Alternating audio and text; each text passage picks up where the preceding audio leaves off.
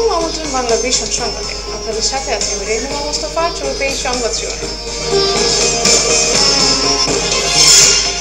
দুদিনের সফরে ঢাকায় সুষমা স্বরাজ, সন্ধ্যায় প্রধানমন্ত্রীর পর রাতে বৈঠক খালেদা জিয়ার সাথে, কথা হবে রোহিঙ্গা ইস্যুতে।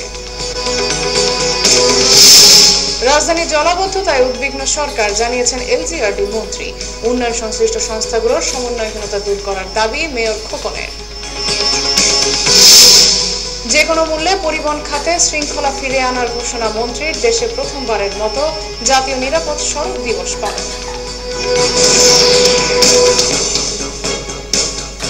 দেখছিলেন সংবাদ শিরোনাম।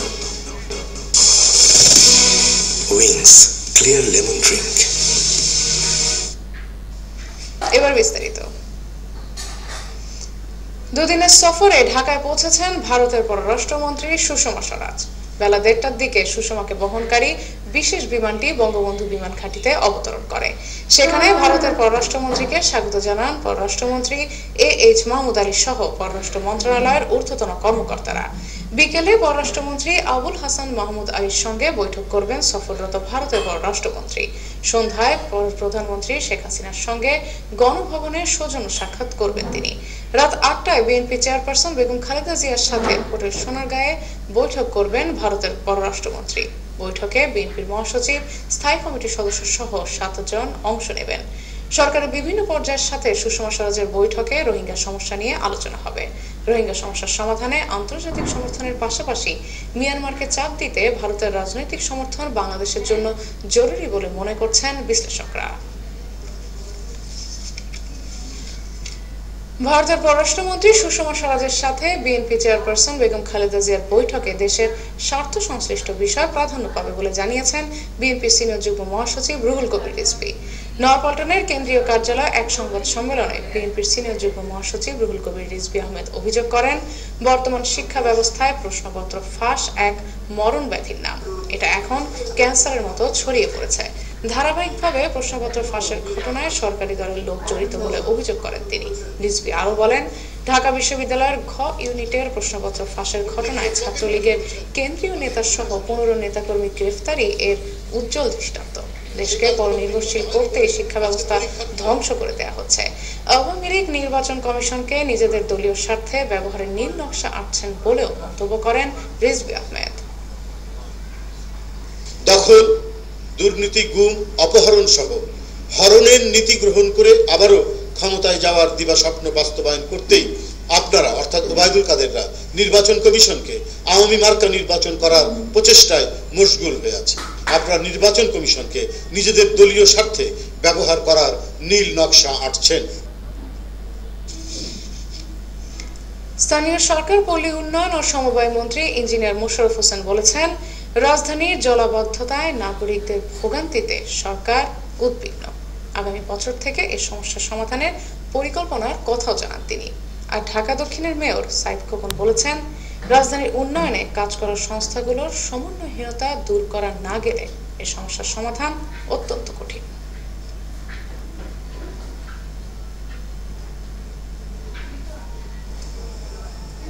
সামান্য বৃষ্টিতেই তলিয়ে যায় রাজধানীর বেশিরভাগ এলাকা।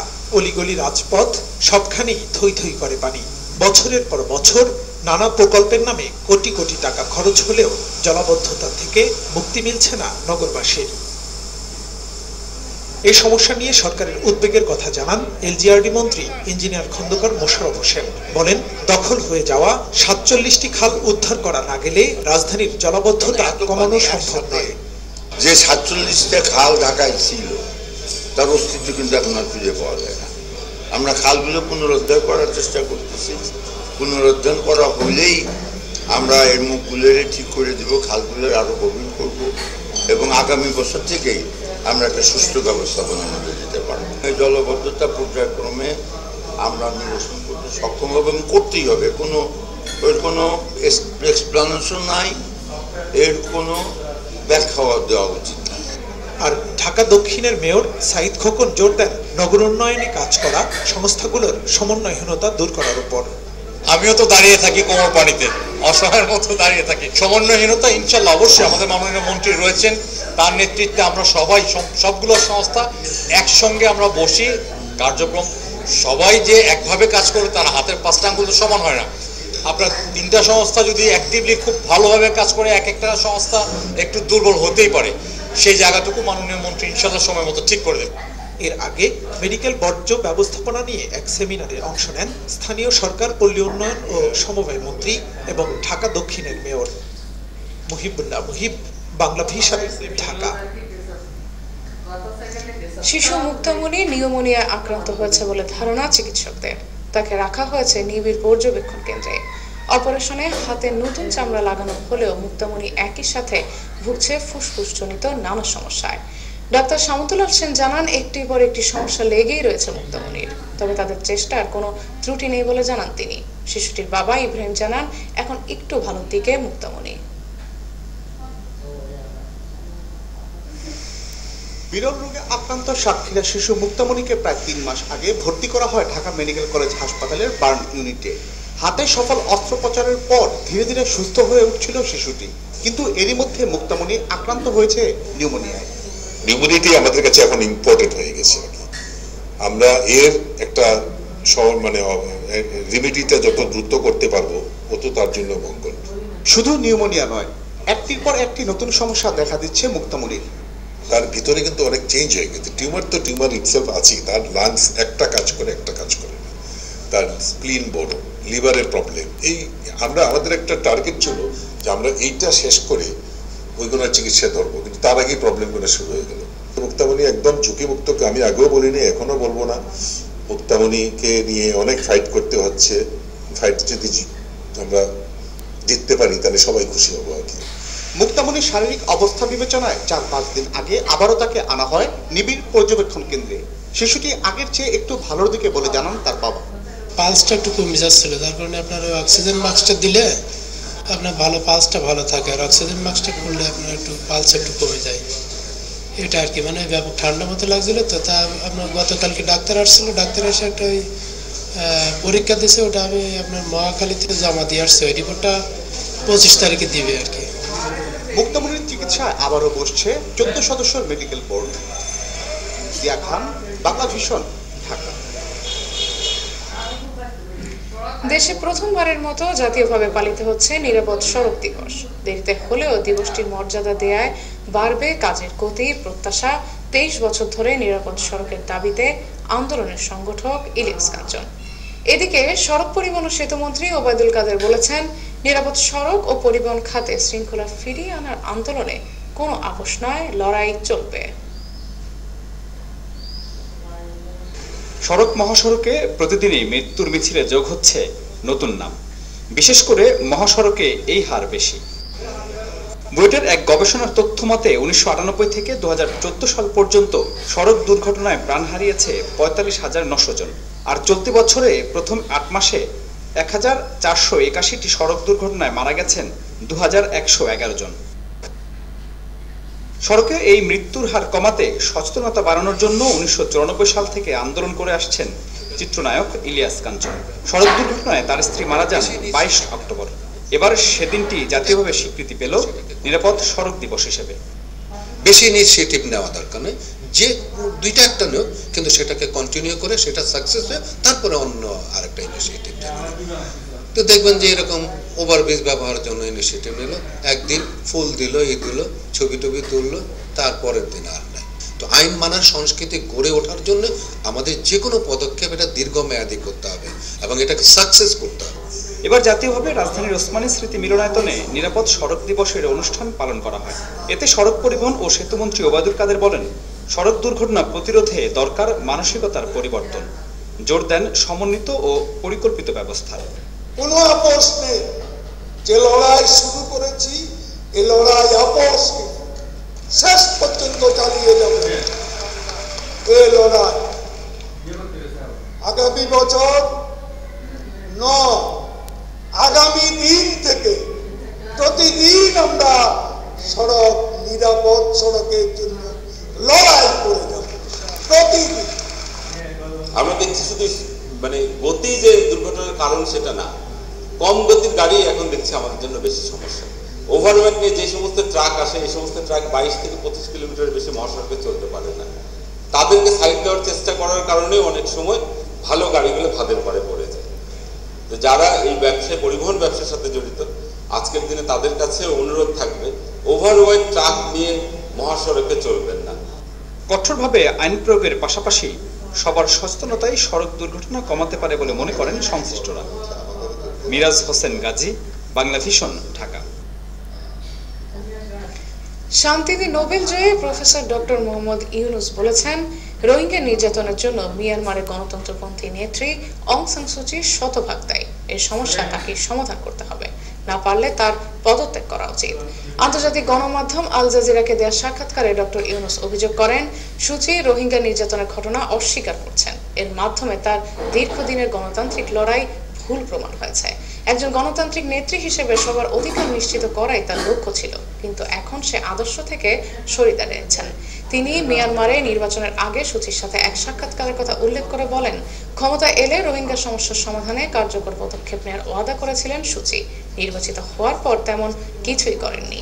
রোহিঙ্গাদের বাংলাদেশে দীর্ঘদিন রাখলে নিরাপত্তা বিঘ্নিত হওয়ার শঙ্কা রয়েছে বলে মনে করেন নোবেল বিজয়ী ডক্টর মোহাম্মদ ইউনুস।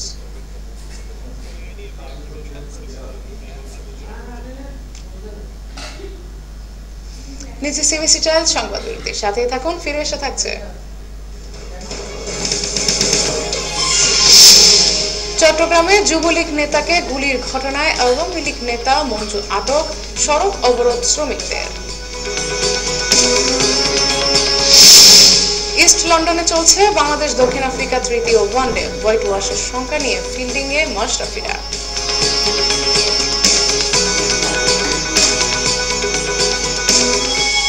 আপনারা দেখছেন বাংলা ভিশন সংবাদ।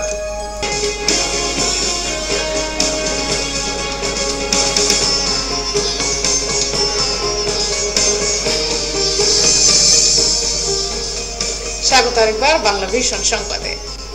চট্টগ্রামে যুবলীগের এক নেতাকে গুলি করার ঘটনায় উত্তর জেলা আওয়ামী লীগের সদস্য ও পরিবহন মালিক সমিতির নেতা মঞ্জুরুল আলম মঞ্জুকে আটক করেছে পুলিশ। পুলিশ জানায়, যুবলীগ নেতা জয়নাল আবেদিন ও জেলা আওয়ামী লীগের সদস্য মঞ্জুরুল আলমের মধ্যে কথা কাটাকাটি হয়। এর এক পর্যায়ে মঞ্জুর গুলি করে জয়নালের পায়ে। তাকে উদ্ধার করে চট্টগ্রাম মেডিকেল কলেজ হাসপাতালে ভর্তি করা হয়। ঘটনাস্থল থেকে মাতাল অবস্থায় আটক করা হয় আওয়ামী লীগের ওই সদস্যকে। ঘটনার প্রতিবাদে চট্টগ্রাম নাজিরহাট সড়ক অবরোধ করে পরিবহন শ্রমিকরা। এতে চট্টগ্রামের সাথে খাগড়াছড়ি ও রাঙ্গামাটির সড়ক যোগাযোগ কিছু সময় বন্ধ থাকে, পরে পরিস্থিতি নিয়ন্ত্রণে আনে পুলিশ। প্রধান বিচারপতির বিরুদ্ধে তদন্তের বিষয়ে কোনো মন্তব্য করবেন না জানিয়ে দুর্নীতি দমন কমিশনের চেয়ারম্যান ইকবাল মাহমুদ বলেছেন, দুদক স্বাধীন প্রতিষ্ঠান, তাদের সিদ্ধান্ত তারা নিজেরাই নেবে। রবিবার কম্পিটিশন কমিশনের চেয়ারম্যানের নেতৃত্বে একটি প্রতিনিধি দল মত বিনিময় করে দুদকের সাথে। এ সময় দুদক চেয়ারম্যান বলেন, দুটি সংস্থার মাঝে সম্পর্ক বৃদ্ধি পেলে ভোক্তাদের অধিকার রক্ষা পাবে। ব্যবসায় সুষ্ঠু প্রতিযোগিতা তৈরি করা, কোনো পণ্যের দামের কারসাজি যেন না হয় সেদিকে লক্ষ্য রাখবে কম্পিটিশন কমিশন। কম্পিটিশন কমিশনের চেয়ারম্যান জানান, তারা নতুন প্রতিষ্ঠান হিসেবে কাজ শুরু করেছে। ভোক্তা অধিকার রক্ষায় তাদের প্রতিষ্ঠানকে কিভাবে আরো শক্তিশালী করা যায় সে বিষয়ে দুদকের সাহায্য কামনা করেন তিনি। পরে প্রধান বিচারপতির দুর্নীতি তদন্তের বিষয়ে দুদক চেয়ারম্যানের কাছে জানতে চান সাংবাদিকরা।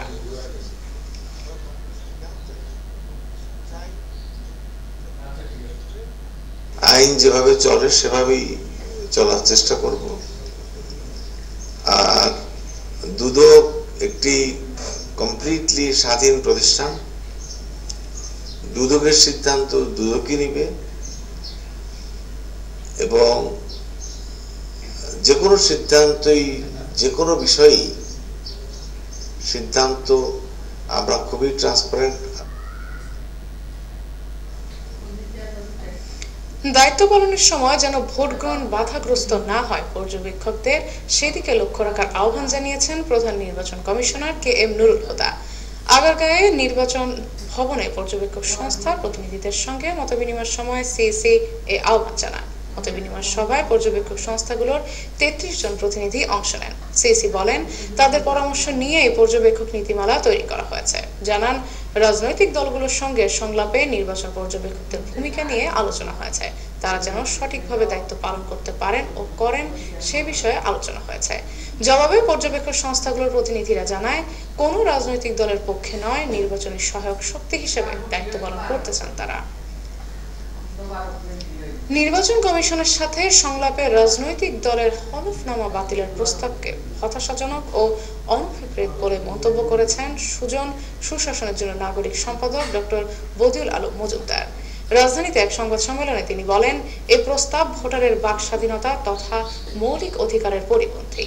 সুজন সম্পাদক বলেন, উচ্চ আদালতের নির্দেশে নির্বাচনের প্রার্থীদের হলফনামা দেওয়ার বিধান আইনে অন্তর্ভুক্ত করা হয়েছে, এখন তা ভণ্ডুল করার চেষ্টা চলছে।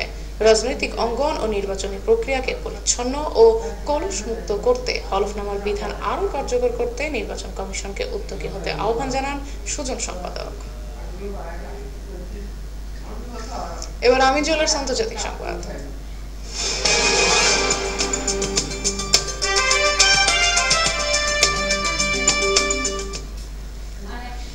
2016 সালে নবজাতক 52 লাখ শিশুর মৃত্যু হয়েছে। এক প্রতিবেদনে এই খবর প্রকাশ করেছে জাতিসংঘের শিশু বিষয়ক সংস্থা ইউনিসেফ। আর এই মৃত্যু অব্যাহত থাকলে 13 বছরে 3 কোটি শিশুর মৃত্যু হবে বলে সংখ্যা প্রকাশ করা হয়েছে প্রতিবেদনে। ইউনিসেফ জানিয়েছে 2000 সালে বিশ্বে 5 বছরের কম বয়সী প্রায় 1 কোটি শিশু মারা যেত। 2016 সালে তা 56 লাখে নেমে এসেছে। তবে গত বছরও যথেষ্ট যত্নের অভাব, জন্মের সময় জটিলতা ও সংক্রামক রোগে অন্তত 26 লাখ নবজাতকের মৃত্যু হয়েছে। আর জন্মের আগে গর্ভে মারা গেছে আরো 26 লাখ। বাড়তি যত্ন এসব মৃত্যুর 75% কমানো সম্ভব বলে জানিয়েছে সংস্থাটি। ইউনিসেফের দাবি, বিশ্বে 5 বছরের কম বয়সী শিশু মৃত্যুর হার অন্য যে কোনো সময়ের চেয়ে কম।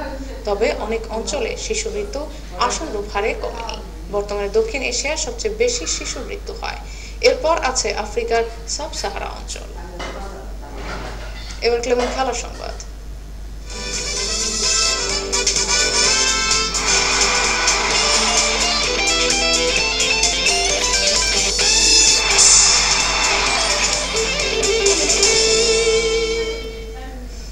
বাংলাদেশ দক্ষিণ আফ্রিকা সিরিজ।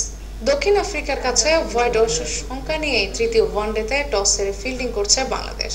ইস্ট লন্ডনের বাফেলো পার্কে শেষ খবর পর্যন্ত প্রোটিয়াদের সংগ্রহ বিনা উইকেটে 29 রান।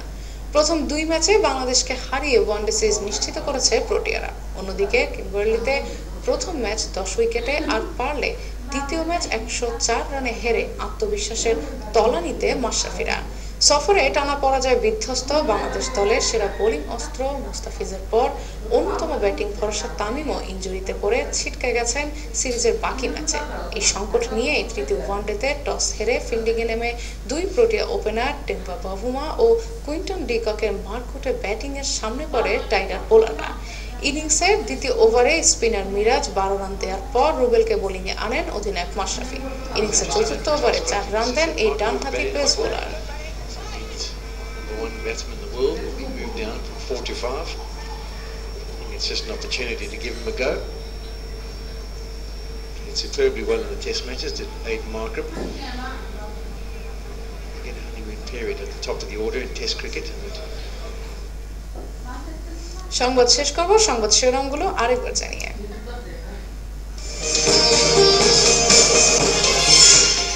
দুদিনের সফরে ঢাকার সুষমা স্বরাজ। সন্ধ্যায় প্রধানমন্ত্রীর পর রাতে বৈঠক খালেদা জিয়ার সাথে, কথা হবে রোহিঙ্গা ইস্যুতে। রাজধানী জলাবদ্ধতায় উদ্বিগ্ন সরকার, জানিয়েছেন এলজিআরডি মন্ত্রী। উন্নয়ন সংশ্লিষ্ট সংস্থাগুলোর সমন্বয়হীনতা দূর করার দাবি মেয়র খোকনের। যে কোনো মূল্যে পরিবহন খাতে শৃঙ্খলা ফিরিয়ে আনার ঘোষণা মন্ত্রীর। দেশে প্রথমবারের মতো জাতীয় নিরাপদ সড়ক দিবস পালন।